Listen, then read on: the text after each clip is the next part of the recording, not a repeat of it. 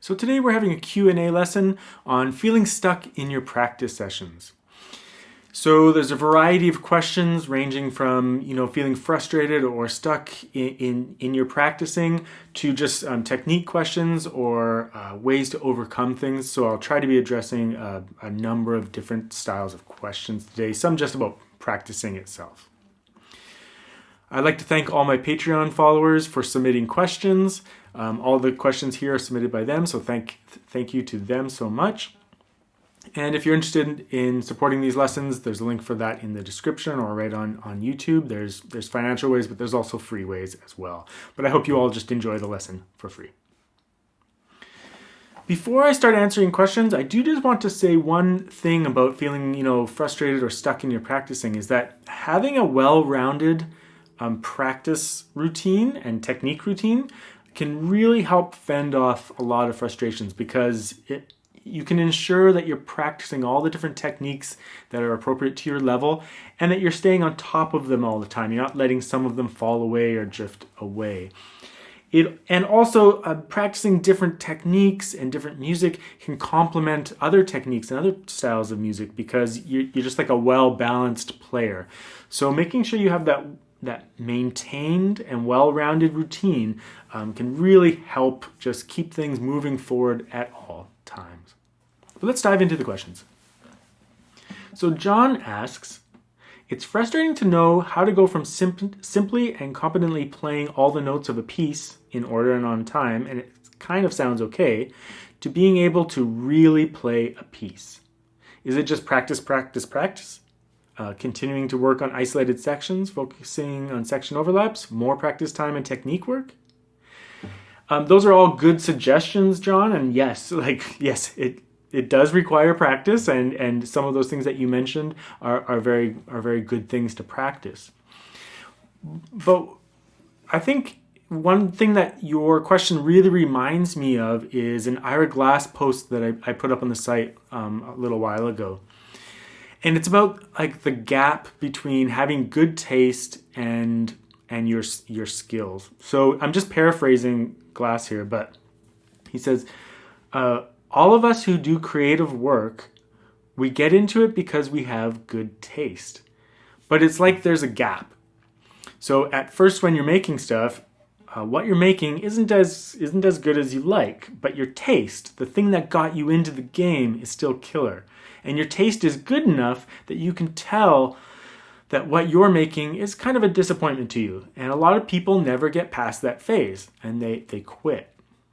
So yeah, and I think that's true. There is a gap between what our taste, and what we think is good and where we're currently at. And that gap is something we want to shrink, but it can also change and expand depending on what we're doing. I know for me that there was a time when there was definitely a gap between my playing and what I wanted to sound like. And I shrunk that gap a lot, which was great. And that felt really good. But then I started studying a lot of music history and theory and musicianship, and my listening skills went way up. And I started becoming more aware of what the professional circuit sounded like. And so my gap got bigger again. And I realized that, I have a lot more work to do. But that was really good for me. And the way you want to think of it is that if you have really good taste and you can tell that you're trying to work towards something, well, that's a good thing. Your playing skills might not be at the level that you're able to do exactly the quality level that you want, but it's good that you have that taste and you want to continue to develop your sense of tastes, even if it makes the gap wider, because it means that you're refining your listening and you can also refine your playing at the same time. And it's completely normal, and it's something you want to actually enjoy, like the idea of shrinking that gap. And also coming to terms with of doing good work and not being so entirely consumed by what the result is. Because even if you do end up conquering a whole bunch of things and really shrinking that gap, there's always going to be a gap. There's always going to be more practice that you can do, and you can always make it better. And sometimes even when we're performing, it just doesn't go well when we're performing. So you have to enjoy doing the work and making sure that you're doing lots of it, but you're enjoying it, and that you're closing that gap as much as you can. And like I said, that gap will contract and expand. One thing though is in terms of critical listening skills, you need to know what you need to fix in your playing, but also what's best for the music. So sometimes we get very wrapped up with what our personal deficiencies are, and then we forget to kind of listen to the piece from an outsider's perspective. And that's what a good teacher does for you. They'll often listen to you play, and they'll point out, like, I think the biggest thing that you can fix is the rhythm, or something like that. And then you fix that rhythm and the piece sounds really good. There might still be some squeaks and buzzes, there might still be some other issues, but you made it pretty good, and you closed some of the gap, and when people listen to you, they're really enjoying your playing. Even though you might know that you have a whole bunch of things to work on, your music might be quite good. So sometimes just being able to identify something special that might be missing from your piece might be the thing that makes you feel like you're really playing the piece, as you said. For me, sometimes that is my rhythmic delivery. I practice with a metronome a lot, so my rhythm is generally correct.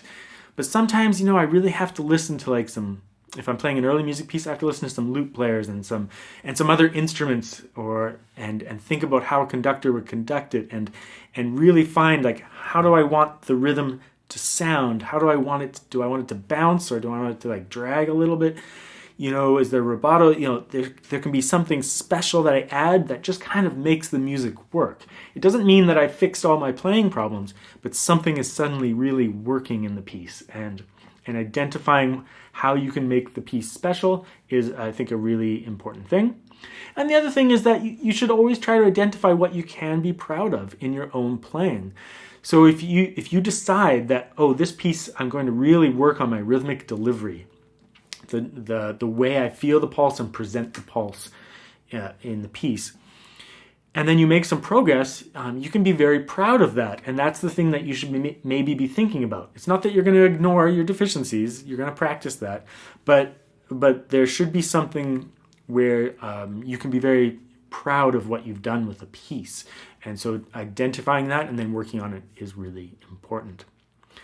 And I'm going to mention this to other students too, but there's a difference between practicing something and playing something. When you play it, you're making music, and you're doing what's best for the music. So if you're slowing the tempo down to increase your legato, great. So you're doing that for playing purposes. When you're practicing, you're actually trying to solve a lot of the issues, and you might have a graph system where you have priorities that you're working on, and then some lesser things that you should work on as well, but they're not as important. And so that's part of your practice session. But over here is your playing and your making of music. And you don't always mix those two things together. Sometimes we have to push the practicing aside and say, what's best for the music? How can I make it special? What can I be proud about? And going forward like that. But that idea that there's a gap is a good thing. It means you have good taste and that you'll know what to work on. A bit of a rambling answer, but it's such an important topic, and I think it's something that a lot of us feel regularly, so it's completely normal. Okay, Donna asks, after 9 months, I'm still working on your first beginner book. I'm nearing the end, but I do not feel I play or practice well enough. I have to go back and practice older, simpler pieces because learning standard notation is still rather difficult, although I'm improving slightly. I'm doing better with hand positions as I'm constantly checking. After 9 months as a beginner, am I just too slow? I can't give up because I love classical guitar too much. That's great that you're loving your classical guitar experience, Donna. That's the most important thing. 9 months is not too slow. You have to take as much time as it needs, right? I've had students go through my first book in 6 months. I've had other ones take 2 years. It doesn't really matter. There can't be too much like room for ego in your practice sessions about saying like, oh, am I going too slow, or am I not progressing fast enough? Those are important questions, I know, but at the same time, you do just need to do what's right for your unique development and your progress. One thing I'll say though is just make sure that you're always working on, easier material, like you said. So going back and working on material that you can play well. Playing well is a very important aspect of practicing. And then always make sure you are working on something new and that you are progressing. So you need to surge forward. Beginners can't get stuck because they still have so many skills to learn, and those can improve past experiences. And also, sometimes when you work on new material, your level will go up and you just need to leave some of that older material behind. But nevertheless, make sure that enough of your practice session is you playing really well. And then the rest of the time, you continue to progress, but progress at whatever speed you need to progress at. It sounds like you're doing really well, and I wouldn't be worried about that at all. Okay, Hayes asks, I have two favorite pieces I've been working on for years. One, there's a chord that requires the fourth finger hammer-on, so a fourth finger slur. And despite working on that specifically, I can only hit that string correctly about a fifth of the time. On the other piece, there's a chord shift, again, that the fourth finger doesn't land on the string properly. Is there hope if I keep working on these things, or should I look for an alternative way to play these chords? Or should I realize that they're just some things I won't be able to do? I'm up there in the years and do have some arthritis in my fourth finger, so that's part of the problem. So Hayes, my big piece of advice is to, again, like I said before, separate practicing and playing.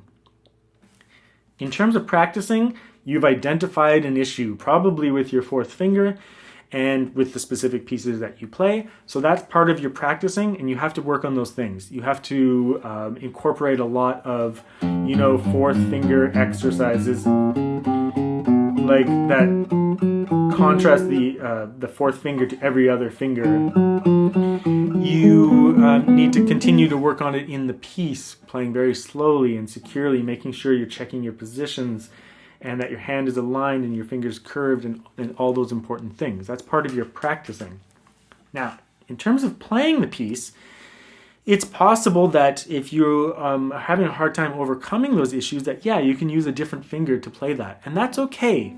That's okay in your playing. You can make that decision to play it differently so you can enjoy the piece or you can perform the piece.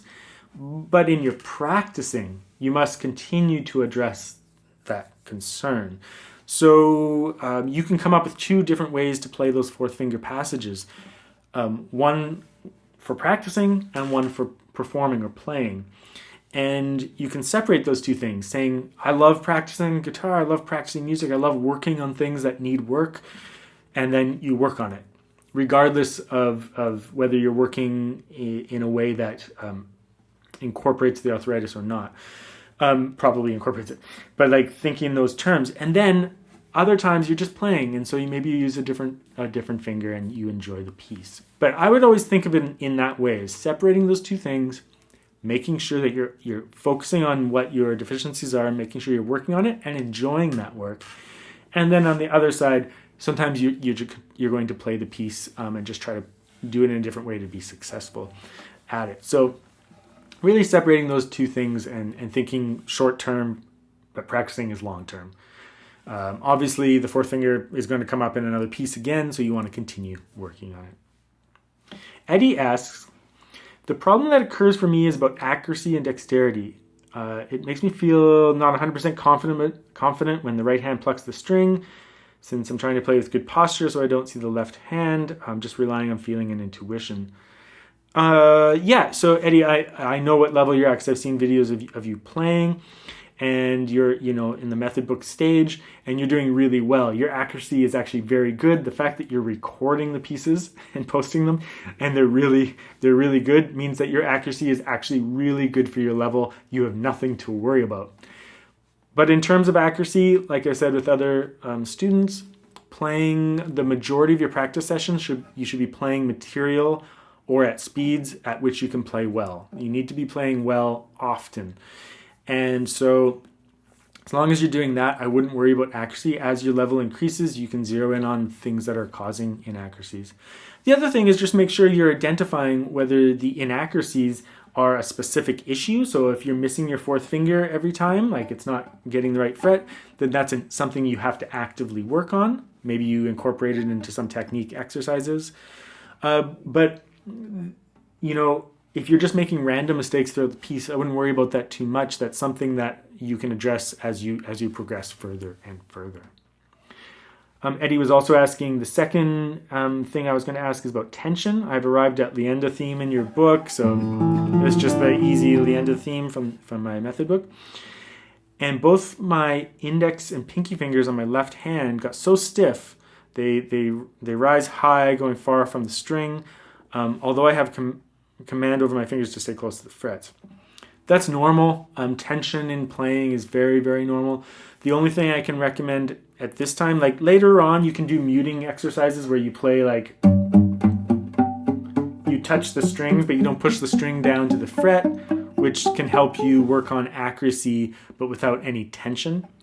And it can help you also dig in with this hand while playing light with the left hand, disassociating the two hands from tension. But at the method book level, I really just recommend that you slow your tempos down so that you can focus more on relaxation. Also, work relaxation into the phrases. So when you arrive there, make sure you've brought down all your tension, whether it's in your shoulders or your fingers. Make sure that at the end of the phrase that you release all of that tension. Release. And start again. Release. Release. Release at strategic points after little phrases throughout the piece so that you're building relaxation into your muscle memory and into your practicing. It's really hard to just say relax and then start playing a piece and try to relax the whole time. It's just too intense. There's too much multitasking going on. So you could also just do small sections and make sure that when you arrive there, you still have good posture and positions, but that you're relaxed. So just smaller chunks, slower, making sure you work in that tension. You're still at the method book level. You have a long way to go, so I wouldn't worry about it very much at the moment. Just working into your pieces a little bit, and you can focus on it more and more as you start doing more technique exercises. When you get to my second book, there'll be a lot more technique exercises, and you can start addressing it more then. Brian asks, my progress towards playing chords with big left-hand stretches, such as G, doing it well, is very slow. I suppose there are exercises in your technique book aimed at that problem, but I don't know what's best. If you're talking about chords such as like just the first position G chord with like the stretch between those two fingers, then you're really talking about like almost method book level playing, although lots of people have issues with that stretch. Even I do when there's other things going on. But it's not really necessarily something you have to address with technique exercises. I think most of the time that any basic left-hand stretches, especially like in basic chords and things like that, usually have to do with posture and positioning much more than they have to do with like practicing more technique exercises at this level. Later on, some of the more difficult stretches might require more just like training in the hands and stretch exercises. But at this level, most of the time, like if I'm playing with bad posture, I can almost not do that. But when I go to a good posture, it feels pretty good. Lots of people will try to do other things as well, like they'll bend their hand out to try to reach something and then lock these joints. But like sometimes, if my hand is misaligned, it's just, you can see this finger so outstretched, it just gets very tight and very difficult to do the stretch. But if I align it properly, you can see there's more curvature now, and my fourth finger can just like touch that string. The other thing is that tension can really interfere as well, so as long as your positions are correct, you can try like tapping the notes. Tapping the notes without applying any real pressure can help you learn if the stretch is actually difficult or not. Or if it's more related to tension. So sometimes I'll just have my students like jump up and down on a chord shape. And if they can't do that, they might have too much tension in their hands. And most of the time, if I get them to like anchor this note, relax, and then just kind of calmly move their finger into the shape, they often will go like, oh, wow, like I can actually do that. I thought I couldn't. But obviously their fingers didn't grow or something in the lesson.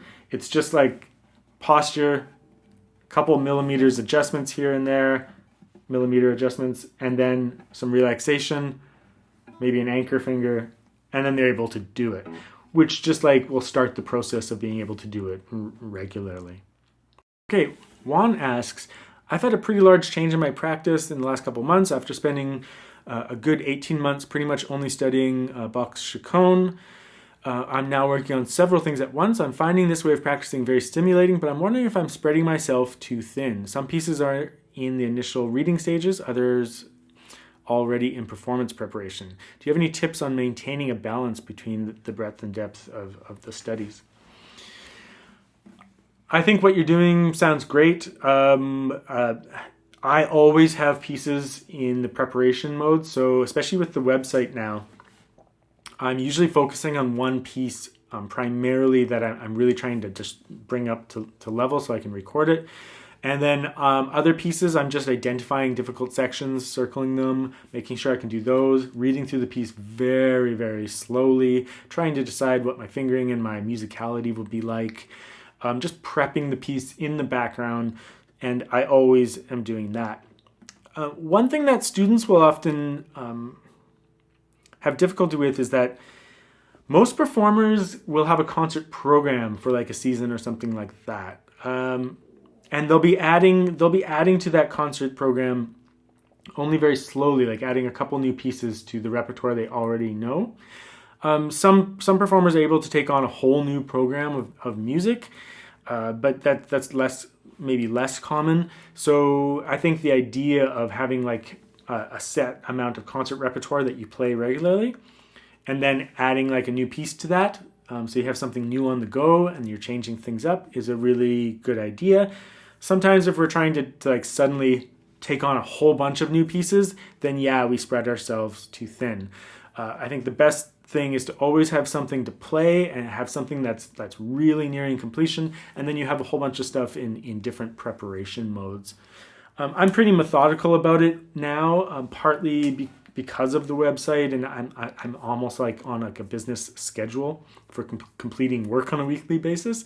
So I'm keeping track of like the metronome speeds that I'm working at, making sure I don't push past a speed that I can't play well. So that helps me know where in the preparation balance a piece really is. If I know, I'll do experiments with the piece playing it faster to know what tempo I want.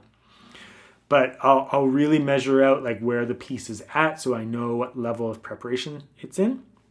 And then as I shift towards that piece to bring it up, I'll know kind of where that is, and I can adjust my practicing based on what's happening there.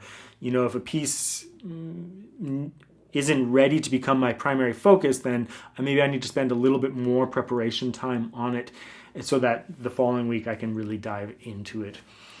So I don't really have too many tips. It sounds like you're on the right track, but for me, there was certainly a moment when I knew that like my technique practice was the thing that would get me through learning new pieces. Like if my technique was all in order, then I had at least the physical skills to really be able to prep a piece fairly quickly and get it going. Also, my music theory and my reading skills and my music history knowledge allows me to kind of look at a piece and say like, I kind of know what I want to do with the piece.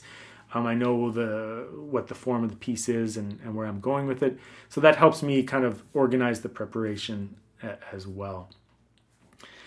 My other piece of advice, though, is that sometimes things just get crazy. Like if I'm playing lots of chamber music, sometimes like it's just crazy. You just have way too much practice and not enough time, and so you just have to focus on maintaining your technique, making sure that's in order, and then like working on the hardest parts of your pieces, and then relying on your natural musical instincts and and your technique to play through the easier sections of the pieces. So, and that's just the way it goes sometimes. But you don't want to, you don't want to get stuck either, like trying to work on just one piece, because sometimes you can work on a piece forever, especially if you're at the level of like the Bach Cohen. Like you're going to work on it forever and it's never going to be done. You could work on it for the rest of your life. So making sure you have other things on the go and that you're prepping is important. Okay, and the last question is by Klaus. And I'm paraphrasing his question here a little bit, but during the pandemic, I had online lessons with a different teacher, but now I've returned to my first teacher. But while I was playing my favorite Carcassi piece, he stopped and told me to play the melody Appayanda, or like with rest stroke. And I answered that different teachers had different opinions on this. And then he says his teacher told him to leave immediately. He couldn't continue like this, and he was feeling terrible.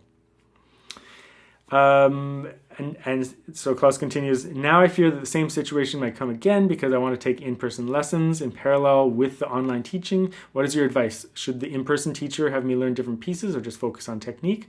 What is the best way to work with two teachers for the next few months before I decide with whom to continue? One thing I'm going to say, Klaus, is these are very good questions. So thank you for asking. But I will say that teacher shopping is a dangerous thing, so be careful about that. You really want to trust your teacher.